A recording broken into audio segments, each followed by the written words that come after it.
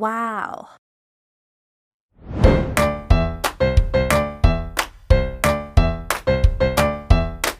Okay, ito ay ginanap noong February 2021 para po dun sa inyong Aurora Day, no? So 2 months pa lang. Hindi pa umabot ng 2 months. So ngayon, ang ano ba nawala si Miss Angelica. So si Miss Raisa. Miss Raisa, ano ang role bilang isang tourism officer? Are you ready?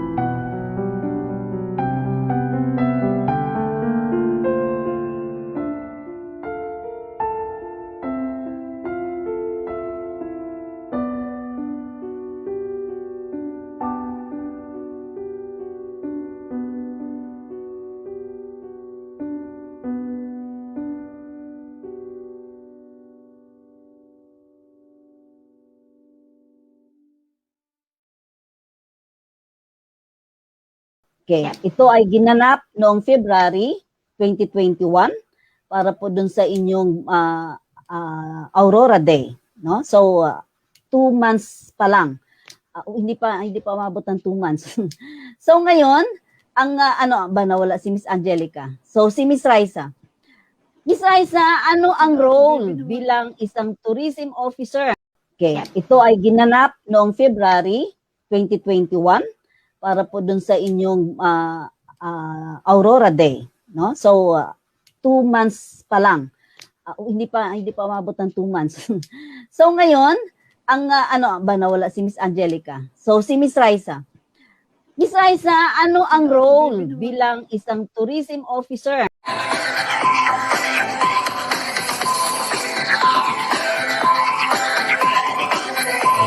Yung 1 minute ng countdown before ang official station ID ng Central Luzon Balita Bridging Point.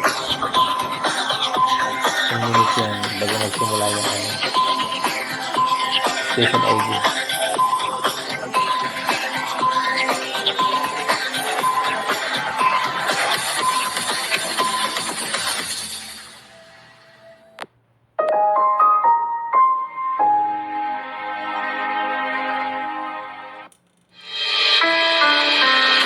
Central Luzon Balita ABS Bridging Point, wherein the 7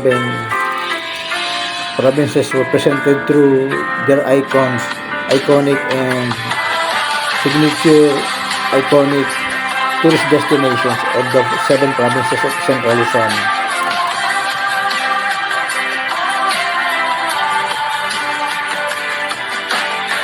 Kung papayag na magpa-interview virtually to thank their supporters and their sponsors. ID ng Raging Point matapos ito mapalitan ng title from Talking Points Pampanga Original. This is 2021 is the height of pandemic, kaya ayan ang naging ginawang station ID ng IBS Central Luzon Balita yung po sa COVID-19 pandemic.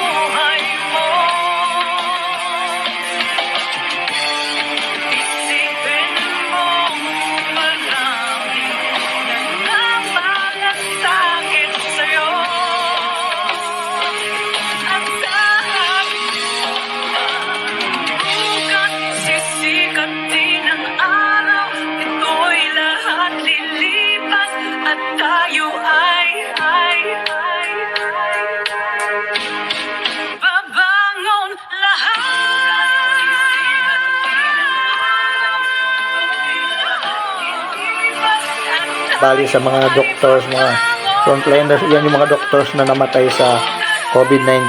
Sila lahat yan. From Manila today.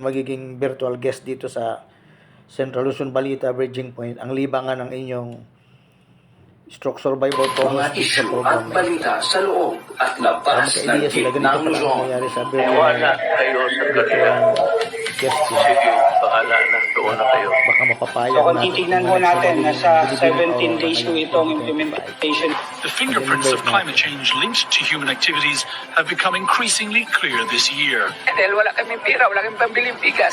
Ito ang kauna-unahang all-digital news outfit sa Region 3. Central Luzon Balita. Naghahatid sa inyo ng mga may init, pinag-uusapan at trending ng mga balita at issues ng bayan. Central Luzon Balita. Available sa maraming digital platform via website www.centralluzonbalita.com, Instagram Central Luzon Balita, Twitter at Balita Luzon, TikTok, Central Luzon Balita. At mapapanood ng Sabayan, real time, via Facebook at YouTube, Central Luzon Balita. This is your one-stop source for news and current events, entertainment, public service, and more. At the convenience of your smart devices. Sa loob at labas ng Region 3. Sa buong Pilipinas. Saan mang panig sa mundo. Kami ang Central Luzon Balita. Central Luzon Balita.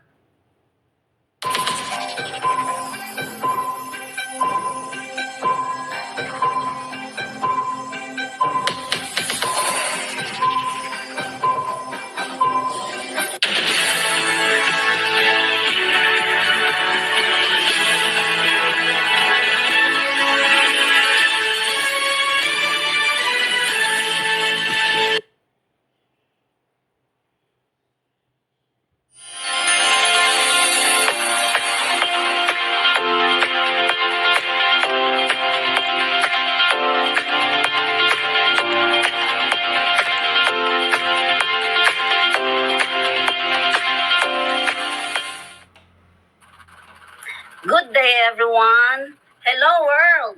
Maya Pagdog, Ikayungan, Pampanga. Magandang hapon, Luzon. Maayong hapon, Visayas. Buenas tardes, Mindanao. At ganun din sa ating mga kaibigan, kapatid, kamag-anak, kapamilya, na nasa abroad sa kasalukuyan, nasa ibang bansa, na nanonood sa atin. At ganun din po yung ating mga OFW. Good afternoon po sa inyo lahat. And welcome to Bridging Point, connecting people to the world. The program made even better, powered by Central Luzon Balita, the first digital outfit here in Region 3. Ang Bridging Point po ay sabayan po nating mapapanood sa Facebook. Search nyo lang po ang Central Luzon Balita. Makikita nyo na po yung live. So, paki-like and share. Ganun din po sa ating YouTube. Log on lang din po ang Central Luzon Balita. Doon din po makikita ninyo. Sa dulo meron Bridging Point. So yun po, log on nyo lang din po ang Central Luzon Balita. No? So ganun din, like and share din po at pakipindot po yung ating subscribe button. At ganun din po yung ating notification bell for you to be notified every time na naka-ere po tayo. So, abangan nyo po kami. Everybody is invited to join and watch po. Pwede rin po kayong sumali, no? Parating nyo po sa amin ang inyong mga opinion, request, at mga greetings. At dyan po sa ating chat box sa baba. So, yun lang po mga magagandang hindi yung pagbabas. So, samahan nyo po kami sa 2 oras na pagtatalakayan ng mga samut-saring issues sa loob at labas po ng ating Region 3. Ganun din po ang ating nationwide at ang worldwide issues. So, this is your host, Mrs. A. Alma Umiligo Chutorena. Meron po tayong partner, technical partner po natin ay ang Manila Group. Walang iba kundi ang ating engineer, Efraim Isis Alcobar. At ganun din po ang ating co-partner, co-host partner. Walang iba kundi ang ating friend from Baler. Pasok, Mr. Larry, please.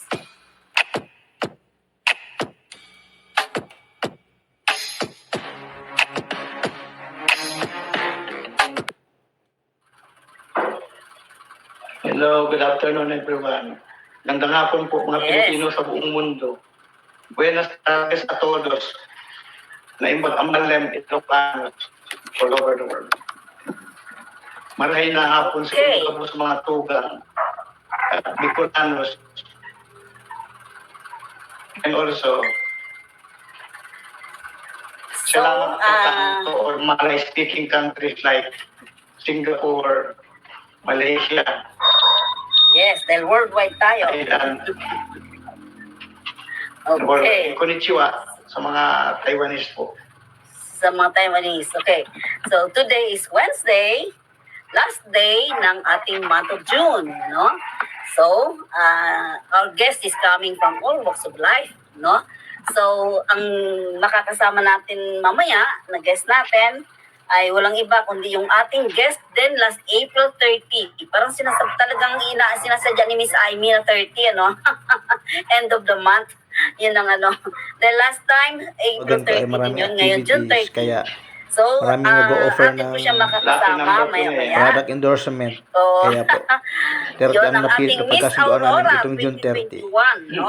Wala nang ibang date na kanya pwede pong siya. ilalahad sa atin Busy yung ang kanilang dalaga mga eh. plano, lalong-lalo na siya ang tinatawag na ambassador or ambassadress ng province of Aurora, since siya po ang ating Miss Aurora, no?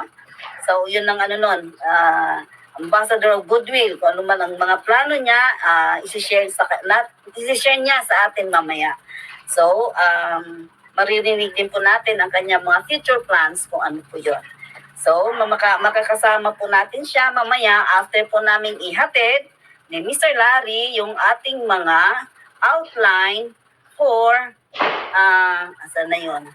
Central Luzon, CLB. Yung ating mga headline for the day, no? So, ready ka na, partner? Mga pasabog ito na mga balitang pasabog. So, ayan. Okay na. Ngayon po, ang ano po natin ay Bridging Point. Kayo po'y nanonood sa Bridging Point, Connecting People to the World. Every Wednesdays and Fridays po yan, 4 to 6 p.m. Ang ating pong first half po natin ay ininlaan natin sa ating guest, and then yung second half ay para sa ating mga detalye natin mga balita at yung iba-iba pang mga segments natin. So, okay na, partner? Bridging Point News headline, June 30, 2021. Pasok na ako. Sino pong una? Ikaw na po una. Ako. Yes. So, una natin ay Senador Manny Pacquiao, tinanggap ang hamon ni Pangulong Duterte. Yun ang trending kahapon pa, no? Dahil nga sagutan nila kahapon. So, yan, maririnig natin yung pagsagot ni Pacman. So, ang number 2, Gordon looking for 2022 running mate. yes, tatakbo pala si Gordon. Di ba tukmakbo itong presidente noon? Opo, dati. Siya nga, ay sino nga? Oo. Bet ko yan. Gordon. Siya ba?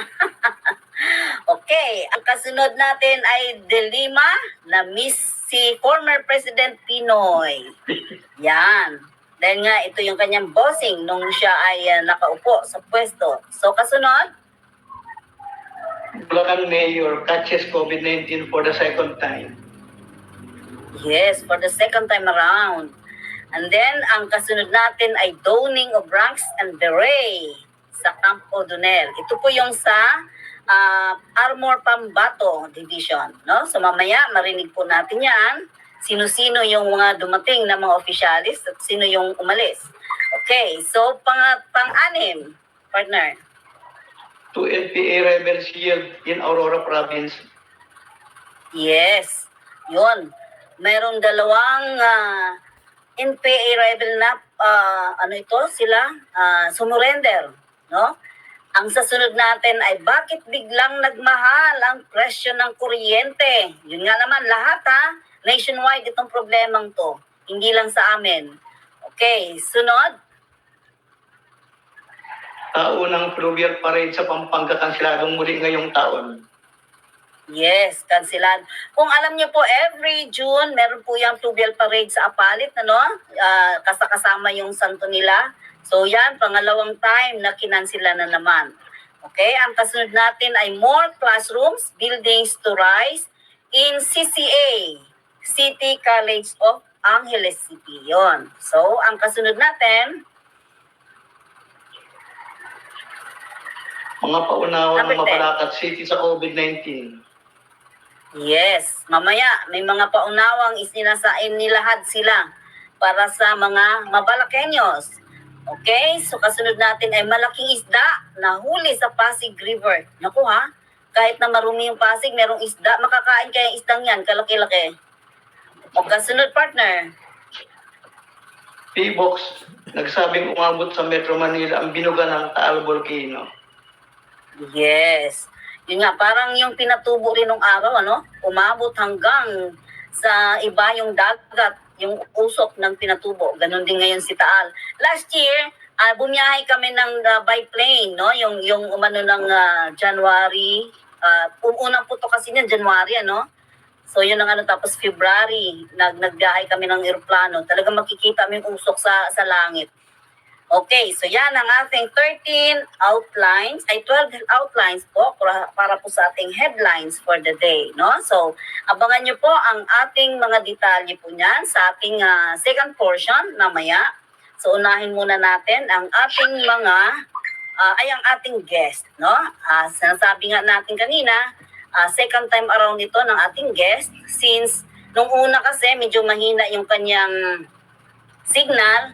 At hindi namin gaanong na ano yung kanyang focus dahil nga may kasabayan siya dati, no? Yung kanyang tourism officer. So ngayon solo na niya. So sa kanya na ngayon ang stage, ang kanyang table, sa kanya na lahat. So yun po ang ano natin sa ngayon ay isang dilag na napakaganda, no? So ang ano po niya ay bali, ilang taon na ba ito si Ilang taon na ba si Aimee?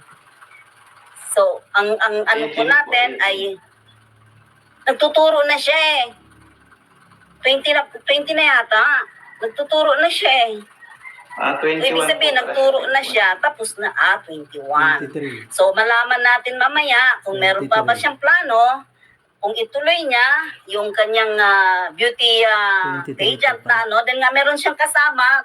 Totoo ba yun, Mr. Larry? Talaga natuloy si Charis? Si Charis po ay panlaban ng in-announce na ng Provincial Tourism ng Aurora. Siya na po ang panlaban ng Binibining Pilipinas ng Aurora. Miss Universe. Opo. Napili na siya. Napili na. Candidate pa lang siya para maging Binibining Pilipinas Candidate po siya para Universe. lumaban sa Binibining Pilipinas Universe po. Okay. So yun yung kasama ng ating guest sa ngayon. Na nag-guest din po natin ito nung araw. So ngayon, ating pakikinggan ano ang mga plano ni Miss Aimee Rose Santos Pascua. Siya ang ating Miss Aurora 2021. So a lady from Dipakulaw, Aurora. So ang aming pong tawag nito, mga topics mamaya. So ipaki-play Mr. Engineer yung teaser ni Mr. para at least makita. Yan nating teaser para sa ating guest.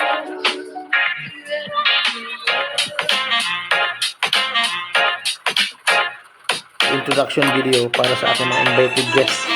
Tulad niya kay Aimee, ako nag-prepare ng kanyang teaser, kaya nalagyan ko siya ng Aurora Hymn. Tuwa naman ang binibini.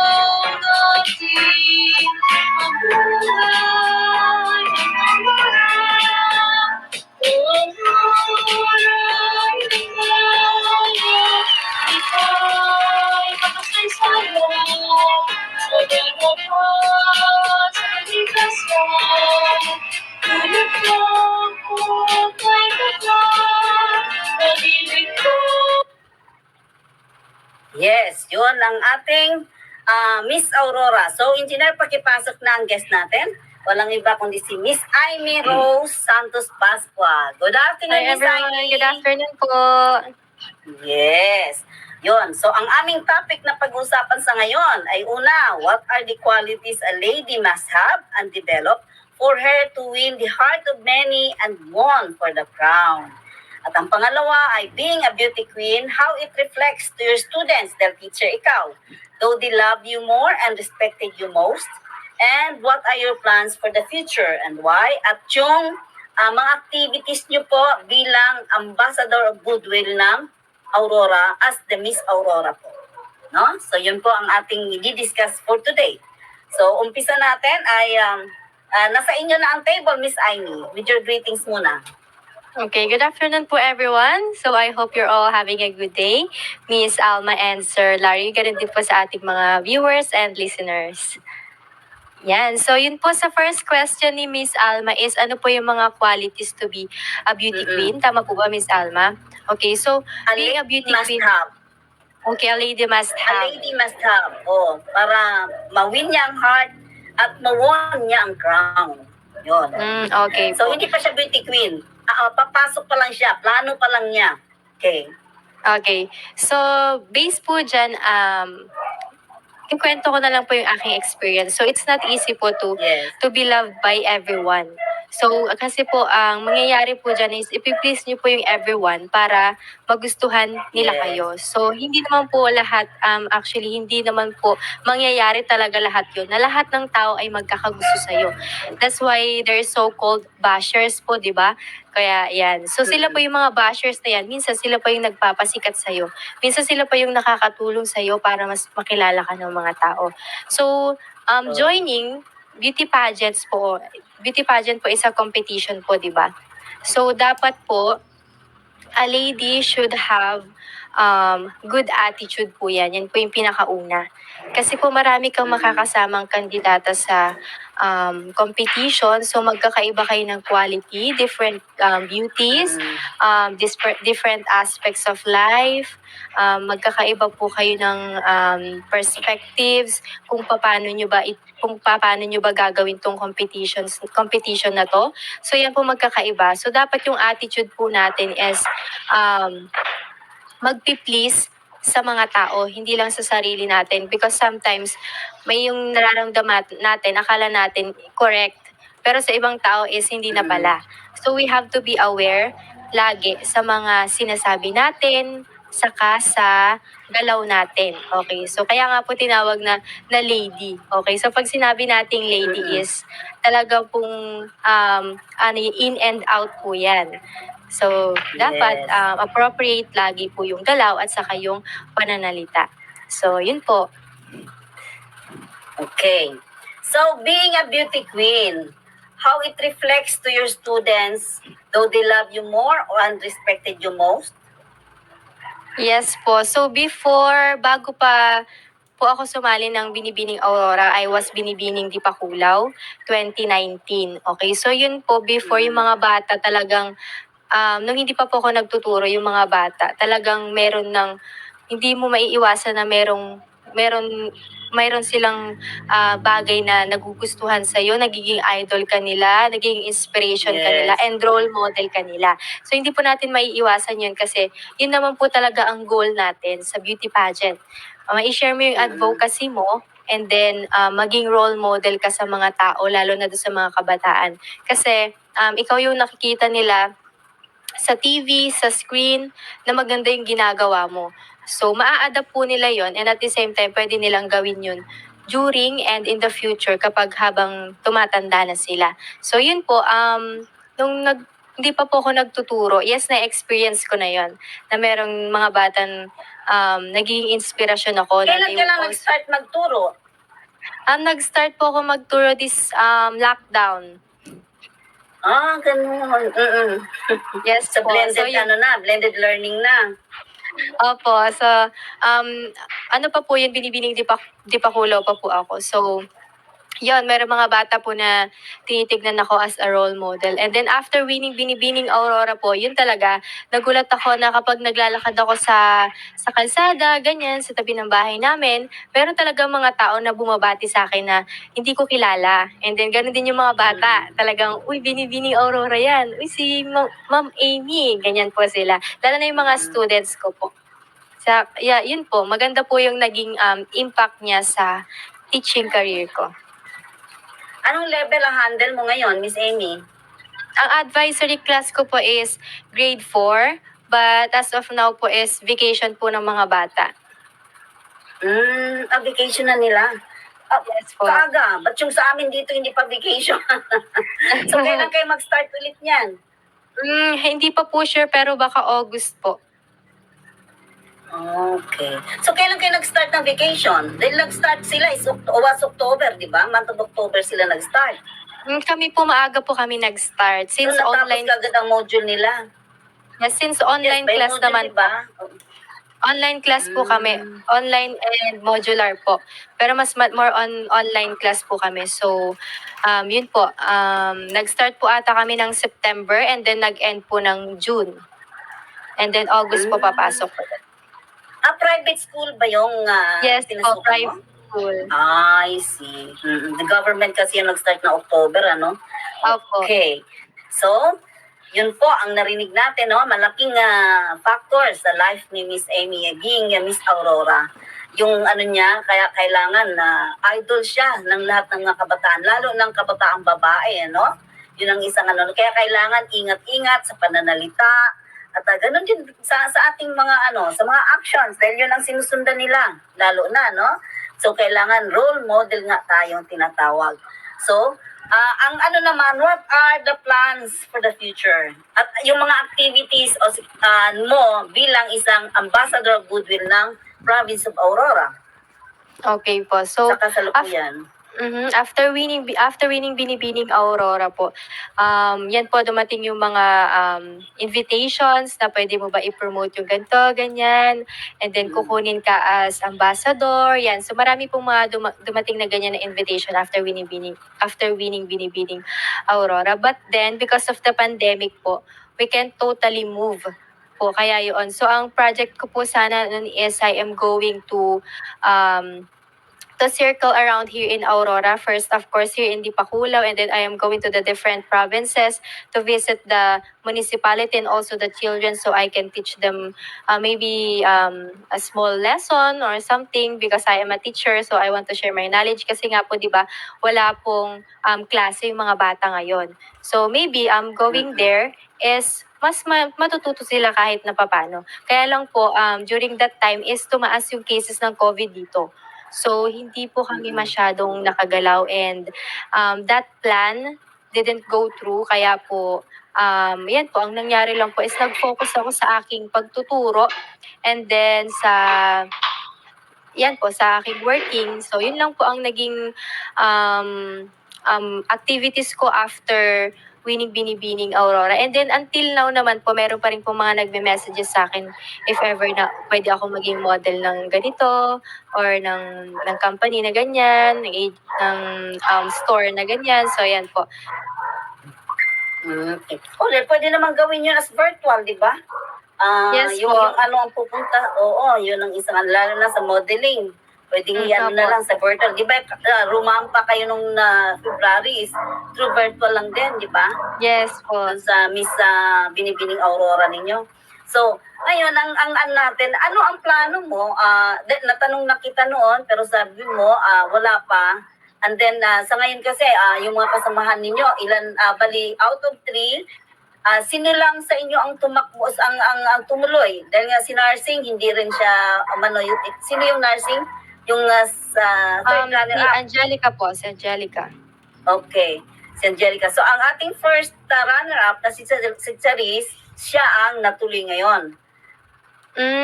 Sa Binibining Pilipinas Miss Universe. Kasi, Universe.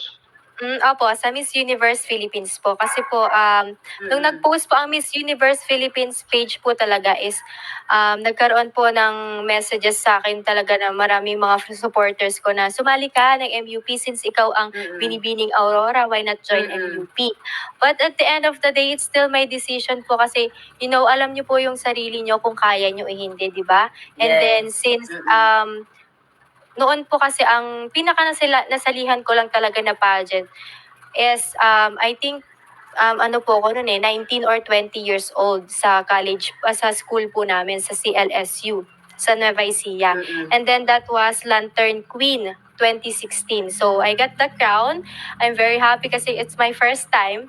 And then the second time is the Binibining Dipakulaw, 2019. Yes, opo. So, yung 2019 po, Binibining Dipakulaw 2019, yun po talaga, pinaka-pageant talaga siya. So, lahat po ng portion is gagawin nyo. Doon sa Lantern Queen po is hindi po masyado. It's about costumes and then question and answer.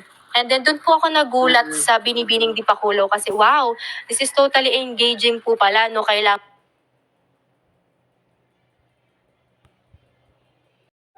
para sa ating mga kabataang kababaihan dyan, no? So, kailangan ingatan ang inyong katawan para at least yun nga, yung i-develop pati pare ang ano hindi maging burara. No? Yun ang isang ano doon. Kailangan din nga kapag kasasali ka ng beauty contest at lalabas ka sa inyong bahay, dahil nga sasama ka doon sa mga kasamahan mong mga ano, kailangan yun nga, attitude, yun talagang pinaka-importante. Dahil nga, minsan mainitin ang ulo or merong batang mahilig mga away, no? Hindi ba yun ang ano, so Yes. dapat, Opo. oo, kahit nga sa mga beauty, ano nga, sa group nila, meron pa rin dala-dala pa rin yung iba. Diba? Nandun patience po. Sobrang 2021 si Amy is already a successful international flight stewardess of the flag carrier of the Philippines, the Philippine Airlines. Na-mention naman po niya yan during her relinquishing her crown during last Binibining Aurora 2023 yung kanyang farewell walk sa Binibining Aurora stage. Yun ang latest sa ating Binibining Aurora. Marami na siyang accomplishment. Congratulations, Amy.